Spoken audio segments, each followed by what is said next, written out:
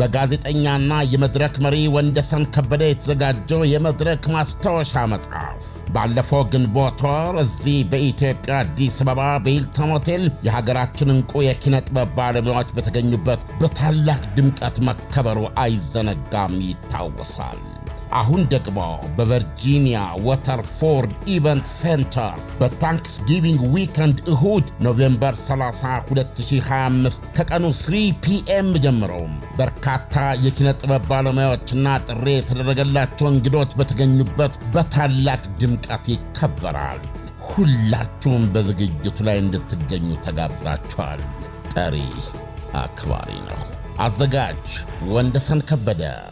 በአዲስ ዘመን አዲስ የምስራች ከቴምር ሪል ስቴት የኢትዮ ሪል ስቴት አዋርድ አሸናፊ የሆነው ቴምር ሪል ስቴት ከ20 እስከ 35% በሚደርስ እውነተኛ ቅናሽ ባለ 2 መኝታ አፓርትመንት ቤቶችን ከ5.3 ሚሊዮን ብር ጀምሮ ባለ 3 መኝታ አፓርትመንት ቤቶችን ከ6.6 ሚሊዮን ብር ጀምሮ በመሸጥ ላይ እንገኛለን።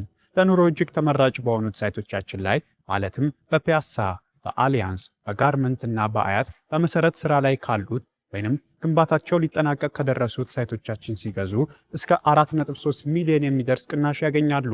በተጨማሪም ፒያሳ ጊዮርጊስ አደባባይ አጠገብ በ3.2 ሚሊዮን ብር ሙሉ ክፍያ በ900 ሺህ ብር ቅድመ ክፍያ ሱቆችን እየሸጥን እንገኛለን።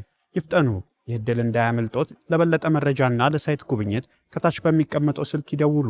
ቴምር ሪል ስቴት። ይህ አዋዜ ልዩ ሰበር ነው።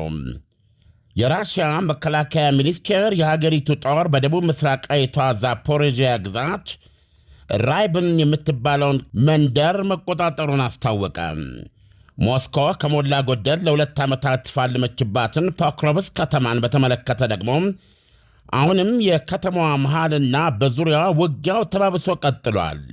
ይሁን እንጂ ራሽያ ወደ ስትራቴጂካዊቷ ከተማ የምታደርገው ግስጋሴ መጠን ቀንሷል ይላሉ ዘገባዎች። የዚህ ምክንያቱ የራሽያ ጦር የሎጂስቲክስ አቅርቦቱን አገልግሎት ጊዜ ለማራዘምና በደቡባዊ ፖክሮቭስክ በኩል የማጠናከሪያ ኃይል ለማስገባት ነው ሲል የጦርነት ጥናት ተቋም ገልጿል። ዩክሬን ውስጥ ደግሞ ቅዳሜ ሌሊት በራሽያ ሰው አልቦች በወደማው የኤሌክትሪክ መሠረተ ልማት ምክንያት ያለ ኤሌክትሪክ አገልግሎት የቀሩ በሺዎች ለሚቆጠሩ ሰዎች አገልግሎቱን ለመቀጠል የጥገና ሰራተኞች አሁንም እየተጣደፉ ነው ተብለዋል።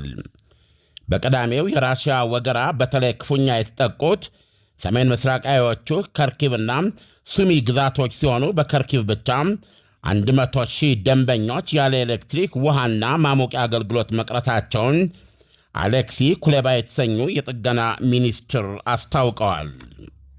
ራሽያም በዩክሬን በተደረገባት መሰል ጥቃት በቤልጎሮድና ቮሮኔዥ የድንበር ከተሞች ለጥቂት ሰዓታት በሺዎች የሚቆጠሩ ነዋሪዎቿ የኤሌክትሪክና የማሞቂያ አገልግሎት ተቋርጦባቸው ነበር ተብሏል። እሁድ ዕለት ዳንኤል፣ ፖክሮቭስክን በተመለከተ እንደሰማኸው ነው ውጊያው ራሷ መሃል ከተማና በዙሪያዋ ቀጥሏል። ወይም ዘገባዎች እንደሚሉት በከተማዋ በአሁኑ ሰዓት በሁለቱ ፍልሚያ ውስጥ ነው የምትገኘው።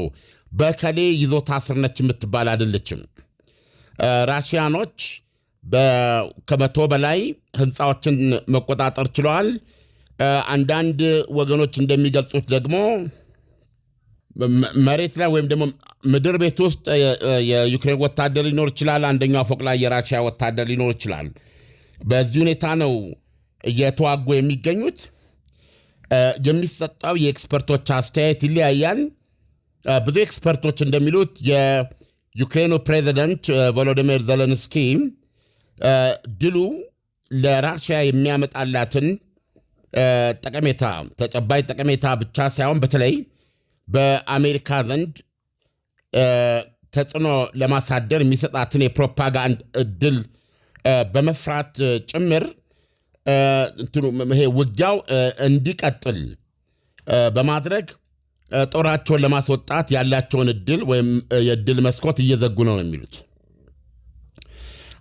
አንዳንድ ዘገባዎች እንደሚሉት ወደ 20,000 የሚደርስ የዩክሬን ጦር በራሽያ ኃይሎች ተከቦ ይገኛል። ወይም መውጫ መግቢያ መስመሮቹ በሙሉ በራሽያ ጥቃት ውስጥ ናቸው ነው የሚለው። ሌሎች ደግሞ ዩክሬን ውጊያውን መቀጠልና አይ ዶንት ኖ መቀጠል ትችላለች የሚል አመለካከት አላቸው። ዞሮ ዞሮ እስካሁን ከዋነኛ ሚዲያዎች በኩል ፖክሮቭስክን በተመለከተ ከዚህ የበለጠ ነገር ለማግኘት አልቻልንም። ዳንኤል፣ አዎ ከተማዋ ብዙዎች የተስማሙበት መውደቋ የማይቀር ነው። ቅድም እንዳልኩት የሁለቱም ጦር ሰራዊት ውስጡ አለ። አሁን ራሽያኖች ቁርጠኛነት አላቸው እስከ መጨረሻው ሰው ገለው ወይም ማርከው ከተማዋን ለመያዝ። በዩክሬኖች በኩል ደግሞ እየገደሉ ለመሞት የዛን ያህል ጽናት አለ። ስለዚህ የከተማዋ ሁኔታ የመጋደያ ከተማ ሆናለች ብለን ብናልፈው ይመረጣል። ውጊያው በሰው አልቦች፣ በከባድ መሳሪያ ማንኛውንም ምሽግ ማውደም በሚችለው የራሽያ ትልቅ ቦምብ የታገዘ መሆኑን ነው የምንሰማው።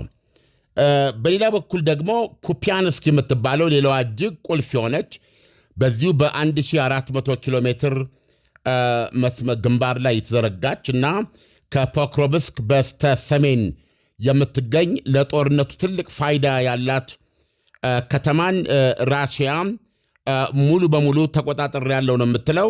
የማጽዳት ወይም ይሄ ምንድነው የምትለው ሞፓፕ ነው የሚሉት የቀሩ ከግዛቲቱ ያልወጡ የዩክሬን ወታደሮችን የማጽዳት እንቅስቃሴ ላይ ነኝ ነው የምትለው።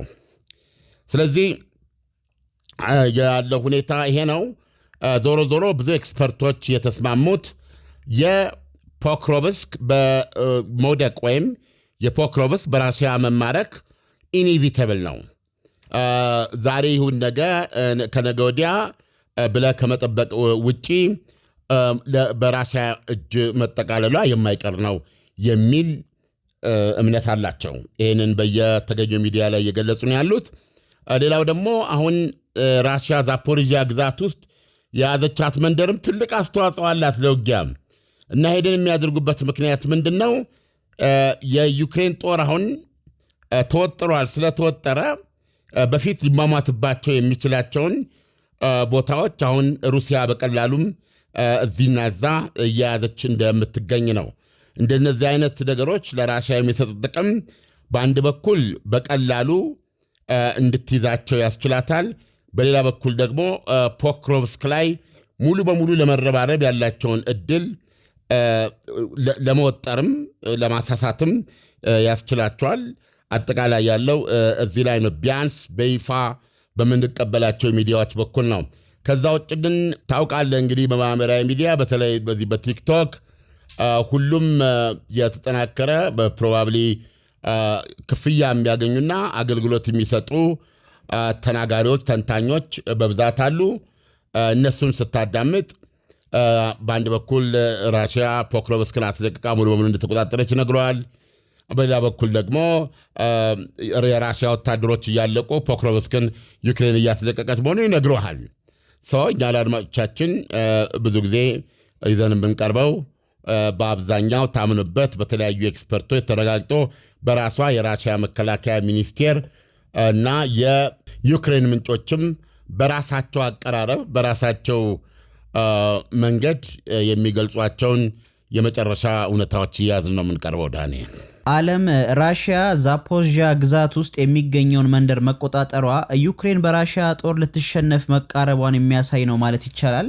ያው የመሸናነፉ ጉዳይ የነሱ ፈጣን አይደለም፣ አመታት የሚፈጅ ነው። ነገር ግን ያው በራሽያ በኩል እርምጃ ነው። ለምሳሌ ሱሚ የሚባለው ግዛት ይሄ የድንበር ግዛት ነው የዩክሬን ከራሽያ ጋር። ዲኒፕሮፔትሮቭስክ የሚባል ከዶኔትስክ በስተሰሜን የሚገኝ ግዛት ነው። ዛፖሪዥያም እንደዚህ ተያይዞ ነው የምታገኘው። ስለዚህ አሁን ፖክሮቭስክን ራሽያ ካስለቀቀች፣ ፖክሮቭስክን ተቆጣጠረች ማለት ፊት ለፊቷ እነ ክራማቶርስክና ስሎቪያንስክ ላይ የመጨረሻውን ጦርነት ለመጀመሪያ ያስችላታል። ዶኔትስክን በተመለከተ ማለት ነው። እንደገና ሁለት ሌላ አብራ መንገዶች ወደ ዲኒፕሮፔትሮቭስክና ወደ ዛፖሪዥያ የሚያስገቡ ደግሞ አሉ። ይሄ ደግሞ የዩክሬን አሁን ዲኒፕሮ ላይ ራሽያ ከ70 እስከ 80 በመቶ ተቆጣጥራ የምትገኝበት ቦታ ነው። ስለዚህ ቀሪውን ግዛት ለማስለቀቅ በጣም አመቺ የሆነ መንገድ ነው የሚከፍትላት። ዲኒፕሮ ፔትሮቭስክ ጥቂት መንደሮች ብቻ ተይዘው የሚገኙበት የዩክሬን ማዕከላዊ ግዛት ነው። ስለዚህ አሁን እዚህ ግዛት ውስጥም ትርጉም ያለው ይዞታ በእጇ የምታስገባባት ሁኔታ ሊፈጥር የሚችል ነው የፖክሮቭስክ ድል።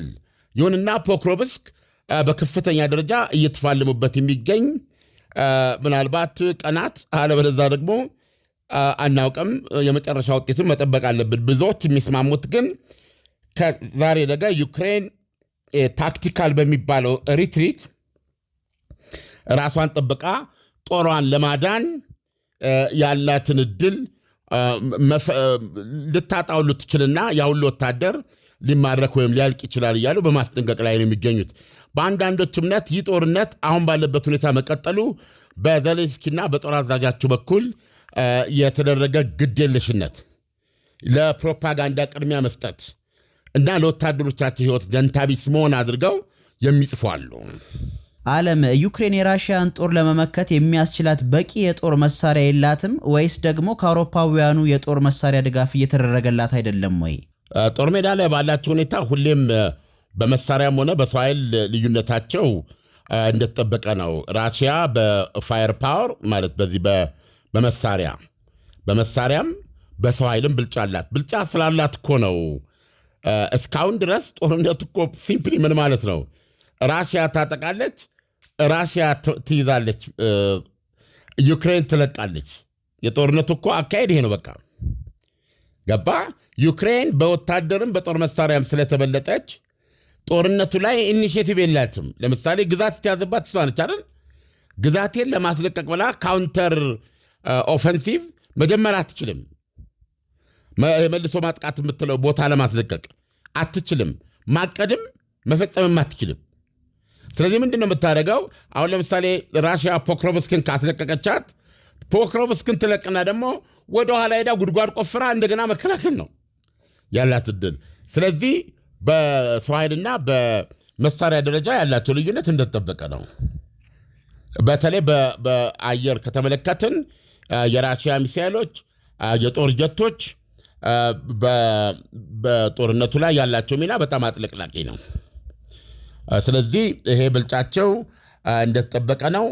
በአውሮፓውያኑ በኩል አሁን ጥረት እያደረጉ ያሉት የጦር ግንባሩ ላይ ሳይሆን ይሄ በየጊዜው የምታደርገውን በኤሌክትሪክ አገልግሎታቸው በማሞቂያው ላይ በመሳሰሉት ላይ አሁን ከባድ ክረምት ውስጥ ገብተዋል። እነሱ የምታደርገውን ውድመት ለመቋቋም በሚል የአሜሪካ ፓትሪዮት ሚሳይል አንድ የገባላት አለ።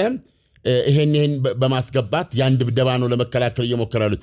በነገራችን ላይ አሁን እኛ ስላልሰራ ነው እና ተደጋጋሚ ነው ብለን ስላመን ነው እንጂ ዓርብ ዕለት፣ ቅዳሜ ዕለት፣ እሁድ ዕለት የተጠናከረ ድብደባ ነበር። በጣም የሚገርም ከሚተኮሱት 45 እና 46 ሚሳኤሎች ውስጥ ሚሳኤሉ ከሞላ ጎደል እንዳለን ይመታው ኢላማውን። በቃ በአብዛኛው አሁን የቅዳሜ ዕለቱን ድብደባ ወደ 45 ቦሊስቲክ ሚሳኤል ተኩሳ 45ቱም ነው ኢላማቸውን የመቱት። የውድመቱን መጠን ራስ መገመት ትችላለህ። ባለፉት 3 ቀን የሞተባት ሰው ቁጥር ከ20 እስከ 30 የሚገመት ነው። የወደመው መዋቅር የኤሌክትሪክ መዋቅር የምትለው የማሞቂያ የጋዝ ክምችቷ ይሄ ነው ተብሎ የሚጠቀስ አይደለም። እና ሰው አልቦችን ነው በከፊል እየተከላከሉ ያሉት። ሰው አልቦችን ቢሆን የሚተኮሱት 400 300 እንደዚህ ስለሆኑ 40 እና 50 ኢላማ እየመቱ ነው ያሉት። እና በዚህ በኩል በጣም የበላይነት ወስዳ ነው ምንድነው የደበደበቻት ያለችው። እና ዩክሬንና ራሽያ በሰው ኃይልም ሆነ በመሳሪያ ብዛትም ሆነ ጥራት አይገናኙም። ዓለም አሁን ባለው የራሽያና የዩክሬን ጦርነት ራሽያ በቅርቡ ብዙ ተጨማሪ የዩክሬን ግዛቶችን ልትቆጣጠር ትችላለች ብሎ ማሰብ ይቻላል ወይ? አይቻልም። ይህም ሆኖ ጦርነቱ የንፉቅቅ ነው መባሉን መርሳት የለብንም። ስጋ መፍጫ ነው። አሁን እየነገርኩ እኮ ነው። ፖክሮቭስክ ላይ እኮ ውጊያ መካሄድ አልነበረበትም ነው የሚለው አሁን ኤክስፐርቶች። አሁን ለምሳሌ ራሽያ 3 ሰው እያቧደነች ነው የምታስገባው በሰው አልባ ተሰልልና መሃል ላይ ያለውን ክፍተት ማለት ነው 3 ሰው እያደረግሽ ነው ብታስገባው። ስታስገባ ስልቱ ምንድነው? ከ3ቱ 2 ይገደላሉ በሚለው እርግጠኛ ናት። አንዱ ያልፋል። አሁን ይሄ አንዱ የሚያልፈው ስራው ምንድነው? ዋንኛው የጦርነቱ አካል ይሄ ሰው አልባ ይሄ በአንድ ሰው ይለቀውና ኢላማ እየተመለከተ የሚገድለው እዛው የሚገዳደሉበት ነው። አሁን ያ ያለፈ አንድ ሰው ስራው ምንድነው? የሰው አልባ አሰማሪውን ፓይለቱን የሆነ ቦታ ቆሞ ያንን የሚያሰማረው እሱን ይገላል ማለት ነው። ይሄ ዘዴ ነው ራሽያን ፖክሮቭስክን እንደዚህ ጥሳ እንድትገባ ያደረገው። ሰው አልባው በጣም ይጠቅማት ነበረ ዩክሬንን። ከ5 ኪሎ ሜትር አቅራቢያ መድፍ እንዳይጠመድ እግረኛው እንዳይንቀሳቀስ ብዙ ረዳት ነበረ የሰው አልባው እና ራሽያ በዚህ መንገድ 3 ሰው እያሰማራች 2 ሊሞቱ ይችላሉ። አንዱ ያለፈው ግን የሰው አልባ ተኳሾችን ነው የሚመታው። የሰው አልባ ተኳሾችን የሚመታው ይሄን በማድረግ የነሱን የሰው አልባ አቅም ሲያዳክሙ በአንጻሩ ደግሞ የራሽያ አጥለቅላቂ በሆነ መንገድ የማጥቃቱ አካል መሆን ስለቻሉ ራሽያ ይሄንን ጦርነት በበላይነት ፖክሮቭስክን አሁን ከሞላ ጎደል ለመቆጣጠር ችላለች ማለት ነው። ዓለም ለትንታኔው በጣም አመሰግናለሁ። መልካም ምሽት ይሁንልህ። መልካም ምሽት። በጋዜጠኛና የመድረክ መሪ ወንደሰን ከበደ የተዘጋጀው የመድረክ ማስታወሻ መጽሐፍ ባለፈው ግንቦት ወር እዚህ በኢትዮጵያ አዲስ አበባ በሂልተን ሆቴል የሀገራችን እንቁ የኪነ ጥበብ ባለሙያዎች በተገኙበት በታላቅ ድምቀት መከበሩ አይዘነጋም፣ ይታወሳል። አሁን ደግሞ በቨርጂኒያ ወተርፎርድ ኢቨንት ሴንተር በታንክስ ጊቪንግ ዊከንድ እሁድ ኖቬምበር 30 2025 ከቀኑ 3 ፒኤም ጀምሮም በርካታ የኪነ ጥበብ ባለሙያዎችና ጥሪ የተደረገላቸው እንግዶች በተገኙበት በታላቅ ድምቀት ይከበራል። ሁላችሁም በዝግጅቱ ላይ እንድትገኙ ተጋብዛችኋል። ጠሪ አክባሪ ነው። አዘጋጅ ወንደሰን ከበደ። በአዲስ ዘመን አዲስ የምስራች ከቴምር ሪል ስቴት። የኢትዮ ሪል ስቴት አዋርድ አሸናፊ የሆነው ቴምር ሪል ስቴት ከ20 እስከ 35% በሚደርስ እውነተኛ ቅናሽ ባለ 2 መኝታ አፓርትመንት ቤቶችን ከ5.3 ሚሊዮን ብር ጀምሮ፣ ባለ 3 መኝታ አፓርትመንት ቤቶችን ከ6.6 ሚሊዮን ብር ጀምሮ በመሸጥ ላይ እንገኛለን። ለኑሮ እጅግ ተመራጭ በሆኑት ሳይቶቻችን ላይ ማለትም በፒያሳ፣ በአሊያንስ፣ በጋርመንት እና በአያት በመሰረት ስራ ላይ ካሉት ወይንም ግንባታቸው ሊጠናቀቅ ከደረሱት ሳይቶቻችን ሲገዙ እስከ 4.3 ሚሊዮን የሚደርስ ቅናሽ ያገኛሉ። በተጨማሪም ፒያሳ ጊዮርጊስ አደባባይ አጠገብ በ3.2 ሚሊዮን ብር ሙሉ ክፍያ በ900 ሺህ ብር ቅድመ ክፍያ ሱቆችን እየሸጥን እንገኛለን። ይፍጠኑ፣ ይህ ዕድል እንዳያመልጦት። ለበለጠ መረጃና ለሳይት ጉብኝት ከታች በሚቀመጠው ስልክ ይደውሉ። ቴምር ሪል ስቴት